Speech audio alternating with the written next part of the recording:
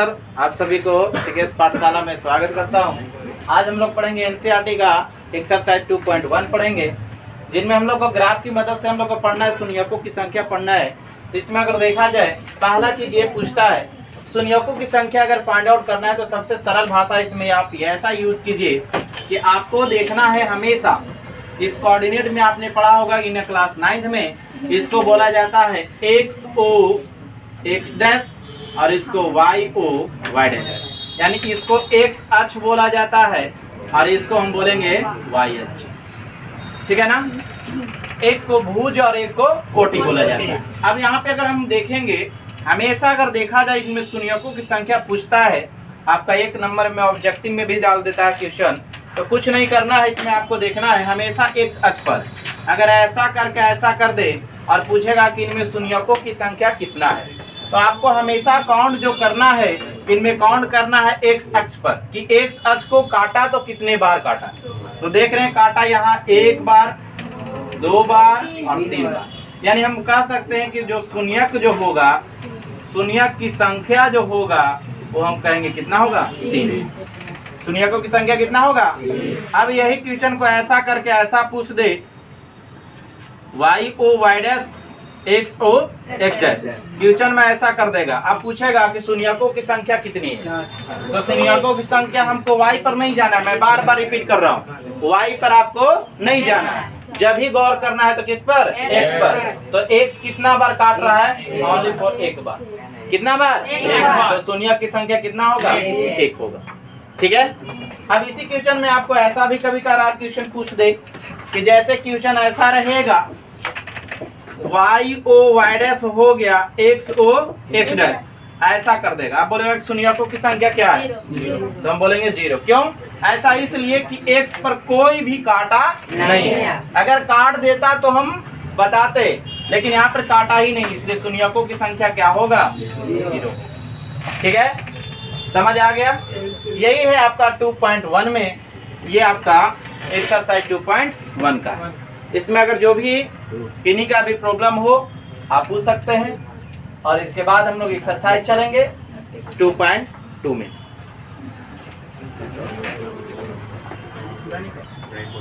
चलिए, एक्सरसाइज 2.2 का पहला क्वेश्चन ये है कि नीचे दिए गए बहुपद के शून्यकों की संख्या ज्ञात करें और शून्यकों और गुणांकों के बीच सत्ता की जांच करें।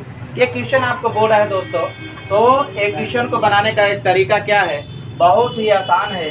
चाहे तो इसको ट्रिक से 1 मिनट में उड़ा सकते हैं, अन्यथा अगर पहले लॉन्ग अगर देखा जाए तो उससे पहले हम लोग लॉन्ग मेथड को कवर कर लेते हैं।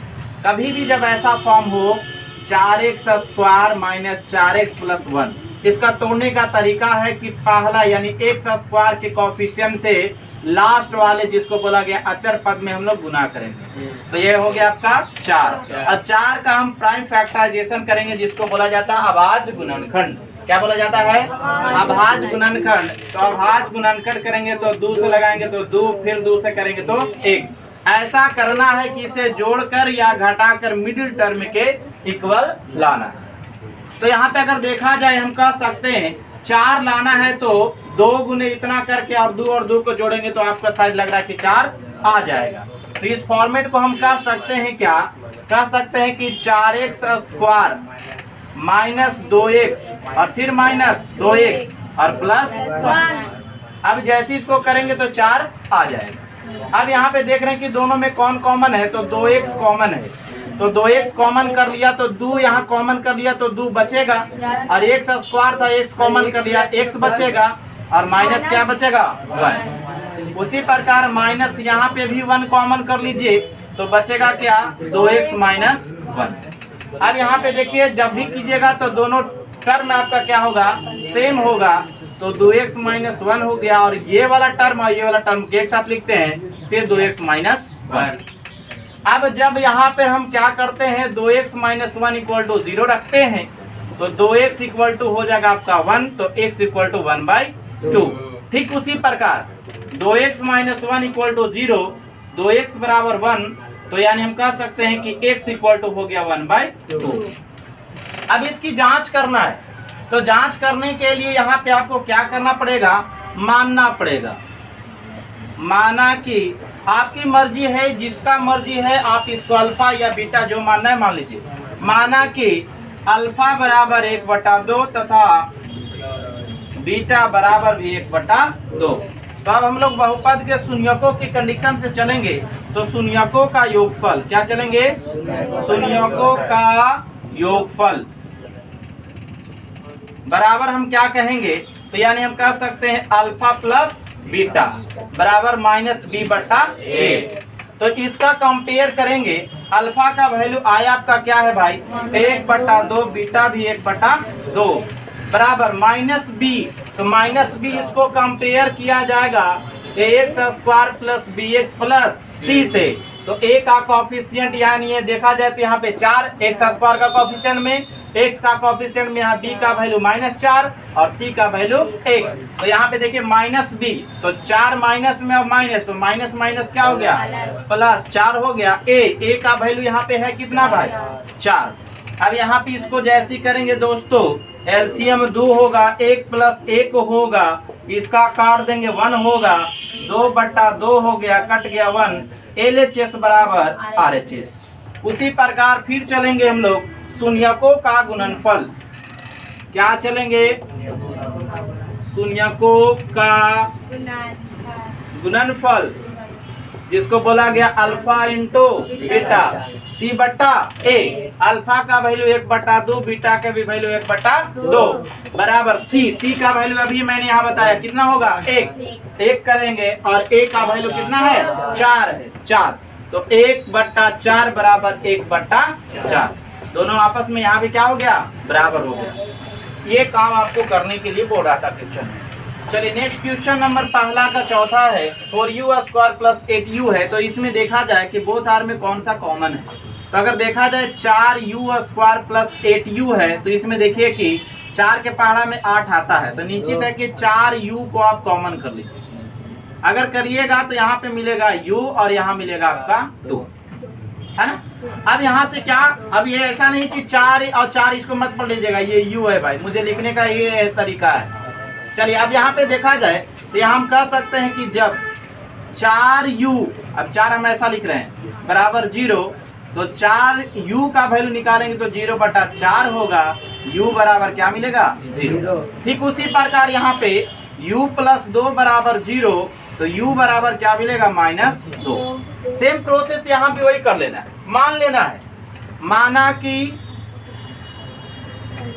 अल्फा बराबर 0 मान लिया तथा बीटा बराबर -2 हो गया। बीटा बराबर क्या मान लिया? -2। तो अब हम लोग चलेंगे यहाँ पे क्या, शून्यकों का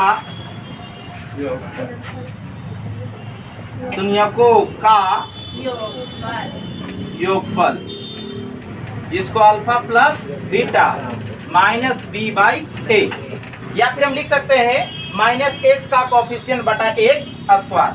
अल्फा का वैल्यू क्या माने आप? 0 और बीटा का वैल्यू -2। अब यहाँ पे b, तो b का वैल्यू अगर यहाँ पे देखा जाए, इसको कंपेयर करना है किस वाला टर्म को? 4u² प्लस 8u, कुछ नहीं तो इसको हम 0 लिख सकते हैं। तो ये हो गया आपको ax² प्लस bx और प्लस c। तो यहाँ के जगह पर ये और इसके जगह पर ये और इसके जगह पर ये। तो यहाँ पे देखिए b, तो b के जगह पर यहाँ पे क्या है? क्वेश्चन नंबर 5 में देखिए t² -15 है, तो यहाँ पे कुछ नहीं करना, t² -15 बराबर यहाँ पे मान लीजिए क्या होगा? 0।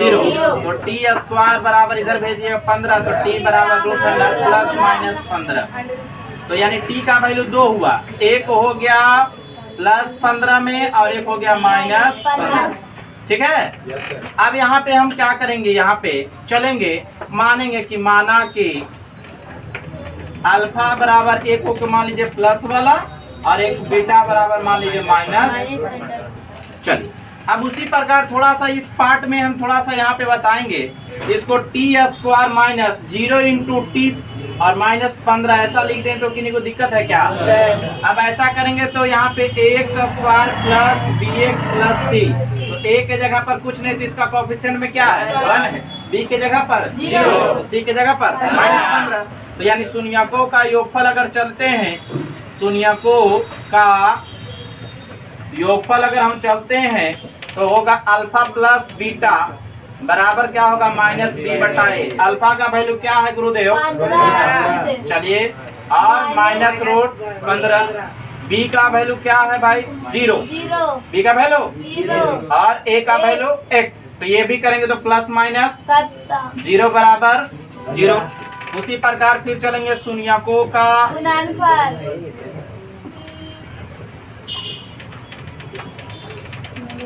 Alpha into beta c by a. Alpha का वैल्यू है 15 और माइनस रूट 15 बराबर सी का वैल्यू 15 माइनस 15, ए का वैल्यू 1।